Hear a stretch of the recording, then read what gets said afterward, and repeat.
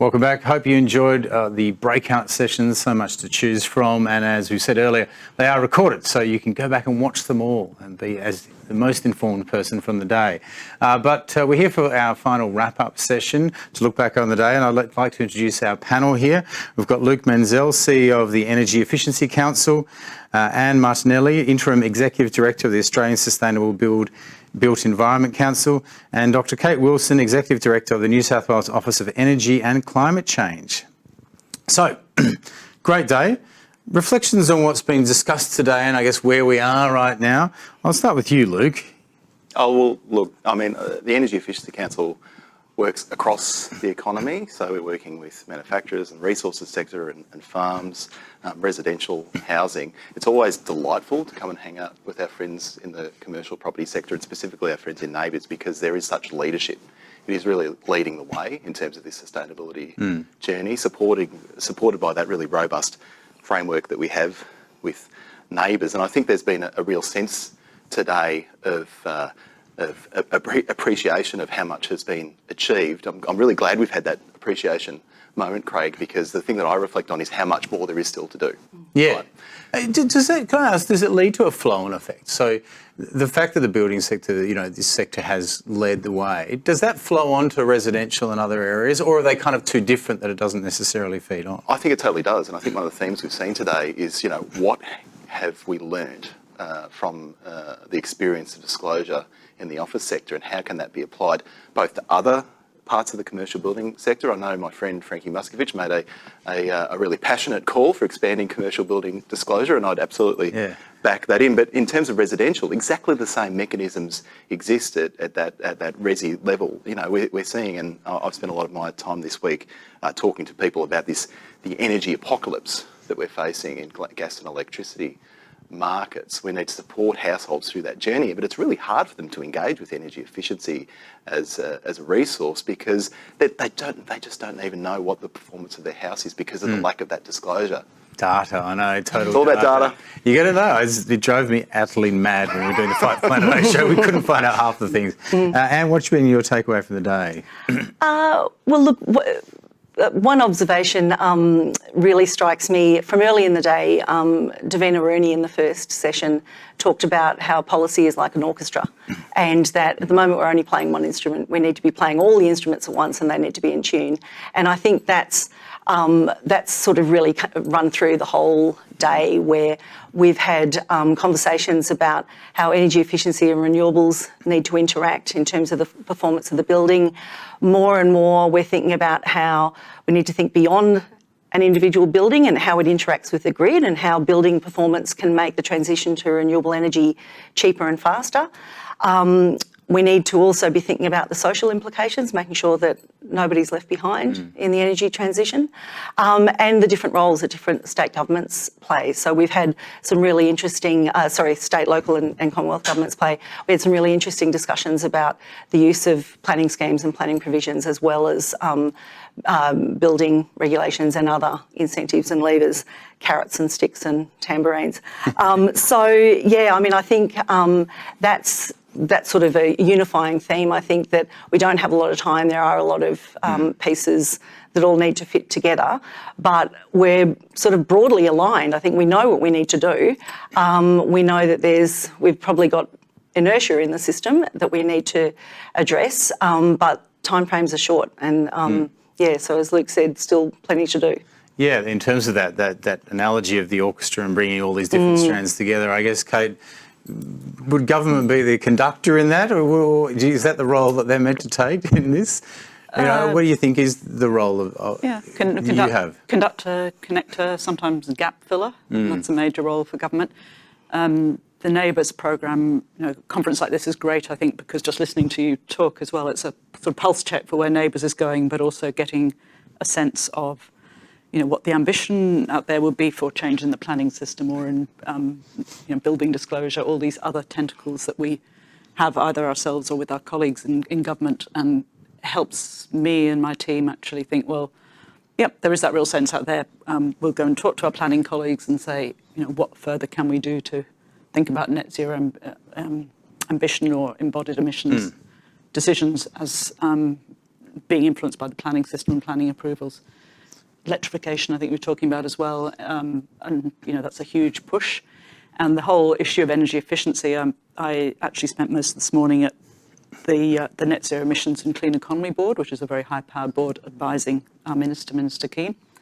And they have quite frequently raised the issue of energy efficiency as being one that does go a bit under the radar, but is extremely important. So again, it gives more grist to the mill, I guess, to go back and discuss that with, some really influential people. That's good. Well, I was talking earlier that energy efficiency, when you've got this huge problem in the energy market at the moment, is one of those quicker things that you can actually activate.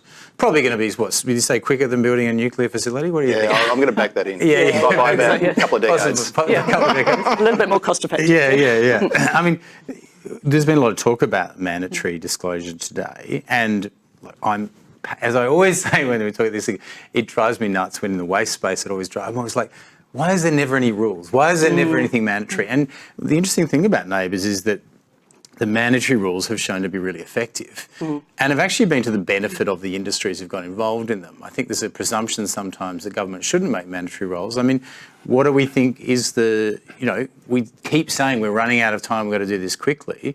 What do we think is the role for, what are the next mandatory steps? When are we going to bring them in? I'll start with you, Anne. Well, let's start with disclosure. I mean, NABERS is a fantastic example of a really successful, test of the hypothesis that there was a market failure there around information, and that if that information was there, then the market would respond. And I think NABERS has been a fantastic evidence for that. There, of course, is then a huge opportunity in the residential space as well, and I know that's straying a little bit from today's focus, but I think building on some of the comments that Carlos made earlier in the day about whether NABERS provides a framework for extending elsewhere. We have a huge task in terms of upgrading the performance of our existing building stock. We know that information in the hands of a prospective home buyer that allows people to differentiate and, importantly, make decisions about how much they can afford to pay for that home, because housing affordability is not just about upfront purchase price, it's about what it's going to cost you to live in that home. There's, I think, a really strong evidence base that surely that should also work in the residential space, and that by making it mandatory, you're actually plugging that information gap. There's no point in having disclosure if you're going to look at 5 houses on the weekend and only one's disclosing their energy rating. That doesn't give you enough information to make the decisions you need to make. It's interesting on that to compare the residential with the more commercial spaces, because in the commercial space you've obviously got behind the scenes there's also ESG pressures, which obviously make it so that that's relevant there. Now we know that people as individuals, when they're buying a car or home or whatever, they look at the price at the time. They don't look at I'll save much more money if I do this other thing there. Is there a role, it came up a few times today, for finance in this role? It's like, well, if you actually are going to get a cheaper loan, for instance, if you get a green loan, then it means suddenly that becomes a now thing rather than I'll save money 5 years down the track. So is that where finance may actually make this become more realistic as well? So absolutely, but that is fundamentally interlinked with the conversation around disclosure, because we talk to banks all the time. They really want to get into this space. Commonwealth Bank has made some interesting moves recently. Bank Australia has partnered with the CFC, but it's a bit bespoke, because there's not that universal platform of kind of like everyone understanding what the current performance of the building is, so that you can actually build a finance product to get it up to a higher standard and then verify that it's actually hit that standard.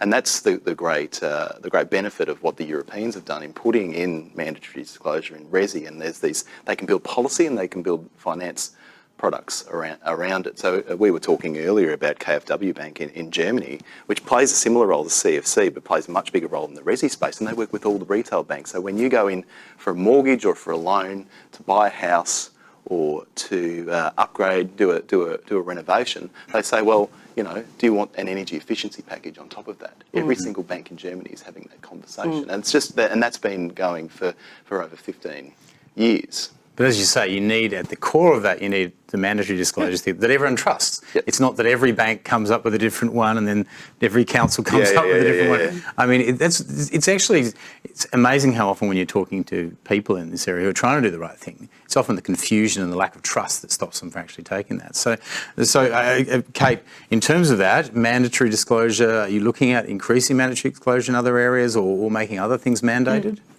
So I think so certainly within NABERS, and I think it's been discussed today, looking at expanding the number of building types that it's applied to.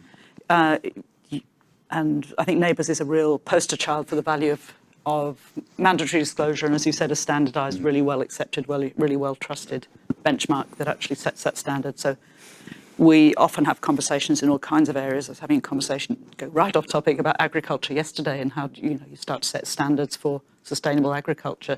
And again, that analogy with NABERS, where you've got a really trusted kind of accreditation scheme, and then where you're also working to figure out how to do carbon farming and things, is a really good analogy. Are we looking to make it mandatory in more areas? Well, we're certainly expanding the reach of NABERS. So not only energy efficiency, it does have the waste rating. It's not huge progress yet, but for instance, when in government agencies are now starting to report against that NABERS waste rating, and I think that is going to drive behaviour change. Embodied emissions, NABERS is working on an embodied emissions rating scheme as well, and when the planning department was doing consultation again around reforms to the planning late last year and early this year, that was one of the options that was on the table, is actually using that rating to just start to be open and transparent about the embodied emissions in new commercial buildings. That's still under discussion. Perfect that you bring up those two things, segue. because it's a good segue. And in a sense, what's fascinating about that is because in the first conversation of the day, there was almost a moment where you could see that people were like, well, this old building is so rubbish, we can't get it up to a certain standard, we've got to bring in a new building. Now, obviously, from an embodied emissions perspective, you can kind of go, well, this building, we've got to look at the embodied emissions there. There's also the waste perspective, which is suddenly, well, we're going to get rid of this other building. What are we doing with it? I guess, how is enough being done to kind of look at all these streams together and get them to work out? I mean, it's kind of a life cycle assessment approach to things, but NABERS has these different streams.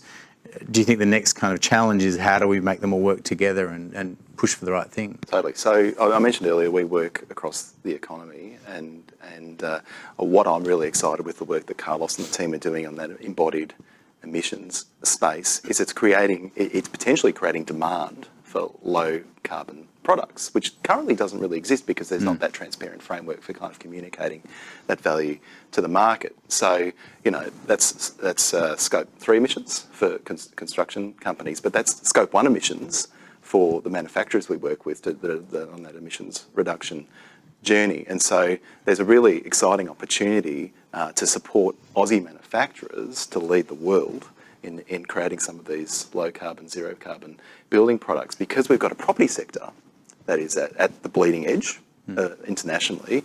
We can bring manufacturers along that journey and reward them for that effort, because at the moment there aren't those drivers. They have some drivers from investors, they have a little bit of drivers from the supply chain, but it's really hard for those manufacturers that are sticking their chin out to kind of demonstrate that success in a really clear and transparent way to their suppliers. And I just wanted to pick up your point around, I guess, the embodied carbon that exists in the built environment. That is a huge issue that we need to be mindful of, which is we need to fix the buildings that we've got. We can't just be knocking them down and building new buildings. We don't have that luxury. Margot from ClimateWorks pointed out that we need to have a zero carbon built environment by 2035. That is 13 years. And so there's two things that says to me. The things that we're building new, they need to be ready to go now. Like, we can't be wasting time building something and then need to upgrade it in 5 years because we don't have a zero carbon building code. So that is an absolute imperative. And that means the building stock that we have now, like, don't waste time knocking it down and building something else. Actually fix it and get it to a point where it's actually compliant with a 1.5 degree scenario, which is what we need to do. The zero carbon building code, how close is that? Is that a reality? Is that something, where are we on that? Look, we're at a junction point. There's been a lot of discussion about what is an upgrade to the residential building code, something which Anne's really been leading the discussion on through the Australian Sustainable Built Environment Council. It's definitely a step forward, but we need a step change in terms of the building code. What do you think, Anne? Are we getting there? Are we close enough, or is it just really slow? Well, look, we're not close enough, but there is good progress. But going to your point and Luke's point about that struck me too in Margot's comments, 2035 is not far away. We're used to talking about how across the whole economy, if we're trying to get to net zero, the built environment is one sector where we've got the technology, we've got the options, we could move faster. And yet when we think about the actual policy levers, we're hopefully about to see an increase in residential energy efficiency standards in the 2022 edition of the National Construction Code, which is for new homes. An upgrade for commercial buildings is then going to be considered for 2025, which means that probably we won't be coming back and looking at residential buildings until 2028. So that's quite a few years away.